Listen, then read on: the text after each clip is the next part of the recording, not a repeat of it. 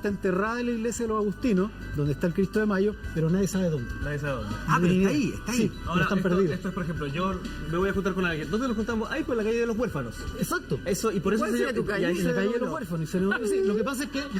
¿Cuál sería tu calle, querido? Lo que pasa es que los nombres, cuando las ciudades son chicas, cuando las ciudades son pequeñas, no aplican muy bien. Una cosa que me pasó a mí, que soy de provincia, cuando llegué, ¿cachai?, a Santiago, es que yo estaba acostumbrado en Viña, en Valparaíso, que tú le dijeras, ahí en la plaza, después del teatro, antes de los bomberos. Usaba hitos urbanos. Sí. Y entonces cuando llegabas acá y te decían Carrascal a la altura del 2400 con Monseñor Evans, te decías, ¿qué estáis hablando? Entonces en esa época era lo mismo. Claro. Las calles estaban denominadas por cuestiones de orden urbana, como los huérfanos, como las recogidas, como que ahí había monjitas, Maquive.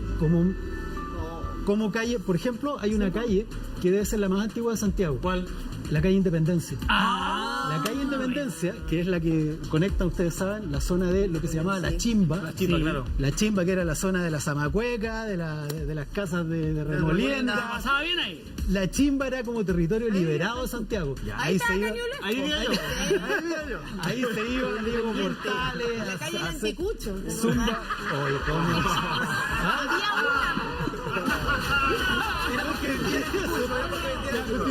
Continuemos.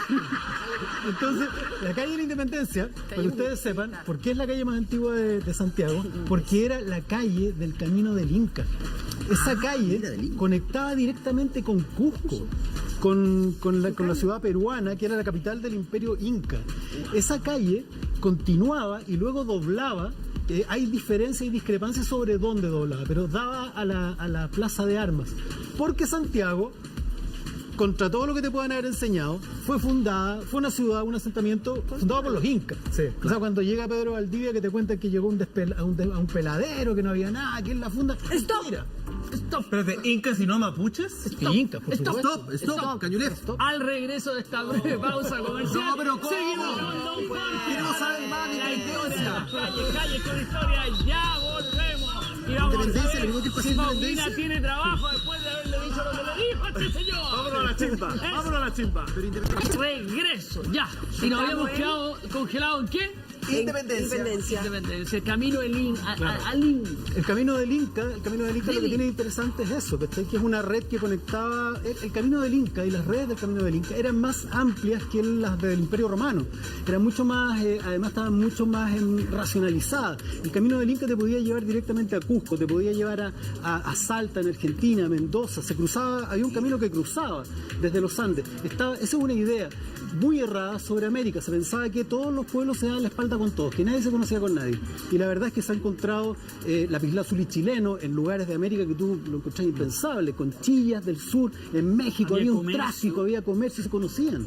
Y era gente que conversaba, que dialogaba, que hacía comercio. El camino del Inca era y además independencia, porque luego del triunfo de Chacabuco, el ejército libertador entra a Santiago por el camino del Inca. Eso es muy bonito, entran por ahí. Y antes que existiera el puente de Calicanto, que es el actual puente que conecta con Independencia. Y eso daba a la Plaza de Armas, que la Plaza de Armas era un centro ritual ceremonial inca. Hay una imagen muy linda, que es que si ustedes conectan el sol cuando nace en el Huetripantu o en el Machacmara, que es el 21 de junio, el 21 de junio, el sol sale por el Cerro del Plomo.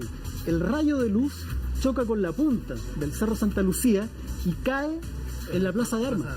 Entonces era un centro ceremonial topográfico de paleoastronomía, se llamaba. Entonces, todas esas conexiones ancestrales, es bueno que las conozcamos como habitantes de este territorio. Cultura inca. Eso es cultura inca. Qué bonito. Entonces, todas estas calles de Santiago guardan historia no solamente con los próceres de la independencia, con la colonia, sino también con nuestros pueblos originarios. Y bueno, ni hablar, por ejemplo, la Alameda, que no solamente guarda una raigambre que es de orden cultural, sino también es geográfica. Era un brazo en Mapocho. Era un brazo del Mapocho. Ya. Poca gente sabe esto todavía. El Mapocho se abría en la plaza Baquedano. Sí. Se abría en dos brazos, en lo que hoy día conocemos, y también en la Alameda. Se fue desecando. En algunas inundaciones nos hemos vuelto a recordar. Sí, pero no tanto, fíjate, porque Santiago, la gente se pregunta, ¿Y por qué no se inunda el centro de Santiago? ¿Por qué? Porque le construyeron un sistema de alcantarillado maravilloso. De verdad. Es una red de túneles donde cabe gente parada por dentro. Alguna vez le vamos a echar una mira. Y ese brazo se había convertido en una especie de cañada, una quebrada seca, y era un basurero. La Alameda era un basurero que quedaba lejos de la ciudad. Ahí se iban a arrojar muertos. Mataban a alguien, lo tiraban para allá. Se iba a arrojar basura, se iba a arrojar animales muertos, desechos. Era una porquería. Y ahí, por eso que la iglesia de San Francisco estaba ubicada ahí con un convento, porque estaban lejos de la ciudad. ¿Y ¿no? por qué se iban a tirar muertos y toda esta cosa en basura? Le decían la Alameda de las Delicias. Pero eso fue después. Porque primero viene entonces Bernardo Higgins, que una de sus pocas obras, alguna de sus obras, que fue tomar la Alameda y tomar esta cañada horrible y convertirla en la Alameda de las Delicias. Planta álamos, que por eso se llama Alameda, hoy día ya casi no queda, y la convierte en un paseo obligado y en quizá la calle más importante de Chile. Se opone la del Inca, que es de norte a sur, con este eje que divide el país por la mitad. Siempre me gusta decir que la Alameda, claro, que la Alameda termina en la estación Aguasanta en Viña, ¿no? Ahí termina chocando. Es una manera de verlo, es una calle continua. Sí, pues. Continúa por la ruta 68. Es eterna, pues, Claro, la ruta 68 no se llama Alameda. No, pero es el mismo camino, digamos. La misma dirección. Hay poesía Claro, también, pero el mismo hay camino. poesía en la mente de los seres humanos. ¿Y por qué pasa que en varias ciudades, también existen las alamedas? Porque es una denominación de ciudades, como cuando alguien habla de avenida, ¿Ya? como cuando alguien habla de calle, sendero. La Alameda es una calle que está protegida con árboles. Y protegida con árboles para que también sea un paseo, como el parque forestal. Claro. Por eso están las alamedas de distintos. Pero ese distintos concepto nombres. nace aquí, nace con esta Alameda de No, Santiago. es mucho más antiguo, es un concepto mucho más antiguo. De hecho se llamaba Alameda de las Delicias. Después se convierte en el nombre errado de Alameda del Libertador, Bernardo Higgins hasta el día de hoy. Pero por lo que te digo es, las ciudades y las calles toman los nombres que quieren a veces, no los que les ponen. Hay nombres preciosos de ciudades, por ejemplo, que quizás el nombre de ciudad más bonito coincide con una de las ciudades más lindas de Chile, que es Valdivia. Puerto Vara. No, Valdivia. Porque para el sur de Chile las ciudades siempre se fabricaron con lógica de fuerte, porque tenían que protegerse de estos gallos, ¿no? Que llegaban ahí, bueno, y le sacaban la cresta y quemaban todo. Entonces se convertían en fuertes, desde las paredes mirando hacia adentro. Claro. Pero Valdivia está abierta a la vegetación, Claro. y tú encuentras bosques a metros del centro de la ciudad, el río maravilloso, y se llamaba Santa María la Blanca de Valdivia. Santa María la Blanca. Pero muy Maravilloso. Es como juntar la niña y la pinta, como todo Santa mucho María. grande. Pero muy lindo nombre. No, es precioso. Ahora la gente una vez me preguntaba, ¿y por qué se llama Paseo Ahumada? ¿Quemaban cosas ahí? Claro, La más transitada de Santiago. Claro, esa es curioso porque es una de las pocas que aún mantiene el nombre de un antiguo colono español, un conquistador español que llegaron acá. Ahumada, claro, la gracia de esto es que este caballero era súper poderoso, hizo la calle más ancha para él, porque significan toda la zona angostita, y Ahumada es súper ancha, y fue la casa del señor Ahumada, fue una de las pocas que se salvó del terremoto de 1647, que estaba cerquita ahí de la iglesia. El señor Ahumada existió El señor y tuvo Ahumada, ahí su casa. se llamaba la casa de los Ahumada en esa zona, era un caballero, pero no así, por ejemplo, calles como Bandera. Y aquí hay un dato pero que es precioso. ¿Por qué se llama Bandera?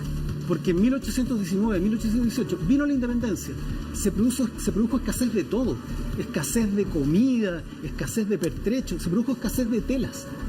Por ejemplo, los soldados que te muestran en los cuadros usaban en realidad telas blancas, porque ya no había plata para teñirlas, para comprar telas teñidas, eran trajes más blancos, blanco invierno, como de yute, de muy mala calidad. Y entonces se produjo escasez de banderas. No había, las banderas las tenían el ejército que estaba en el sur, porque andaban en todos lados. Y este señor, Pedro Chacón, que era el dueño de una textil en el centro de Santiago, en un arranque patriótico, hizo una bandera preciosa con sus telas y la colgó y la mantuvo colgada 24/7, 365 días del año, una enorme bandera, y era prácticamente la única que estaba puesta todo el año. Entonces ahí, a pesar de que la calle se llamaba de otra manera, la gente decía la calle Bandera. Bandera. ¿Y cuál es el detalle bonito? Don Pedro Chacón, un tipo del que incluso hay un daguerrotipo, una foto, era abuelo de Arturo Prat Chacón. ¿En serio? ¿En serio? El tipo materno. era abuelo. Sí, la familia de Prat tenía poca plata.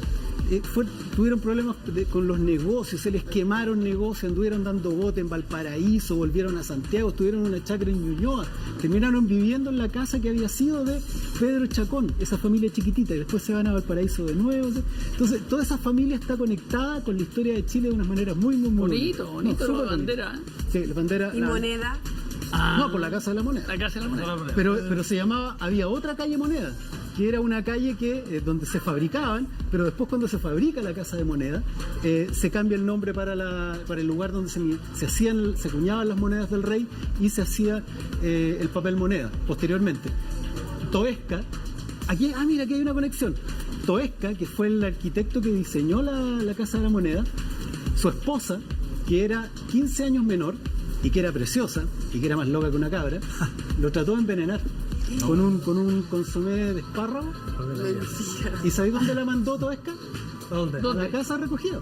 A la calle Miraflores. Se había portado mal. Se había portado mal. No, yo vi en el archivo unas Hoy cartas día que nos se habían mandan a mandado. nosotros. Unas cartas que se mandaba con el amante. Ya. Oye, pero decía, espérame, no te vayas, no salgas por ahí, y anda bien abrigado, porque con ese cuerazo, amigo, así. Estamos hablando de textos de la colonia, ya en términos El como- WhatsApp de la época. la nena se las llevaba y la tuvieron encerrada ahí. Y el tipo, fíjate que era tan cariñoso que la perdonó. La volvió a sacar. Estaba enamorado. La sacó y al final, como 2 años después, le volvieron a pegar en la nuca al caballero. Y ahí sí que te fuiste. Con el, oiga, ¿y la calle San Camilo? No, ¿sabéis qué?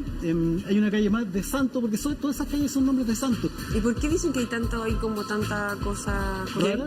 ¿A qué te refieres? Pero con antes más que ¿Antes? ahora. Sí, antes, mucho más que ahora. Las calles de santos son interesantes. Hay una en particular en Santiago, que es la de San Antonio. Sí. La calle de San Antonio tiene una cosa muy loca, porque en realidad nunca se llamó así.